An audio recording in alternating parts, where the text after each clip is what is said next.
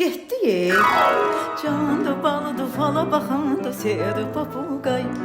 Süzüdü bududu üdeyi yananda Ceylonski çay.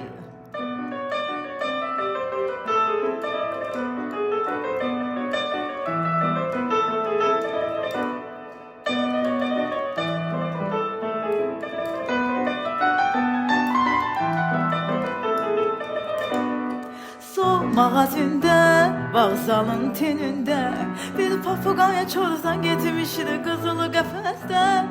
Yaşı 135, ləğəbi Bangladeş. Ne taxta gönəndə, ocadan qışqırı çeşbeş. Candı balıdı fala baxanda seyirdi papugay. Süzüdü vududu üdeyi yananda Ceylonski çay. Adı candı balıdı fala baxanda seyirdi papugay. Süzüdü vududu üdeyi yananda Ceylonski çay.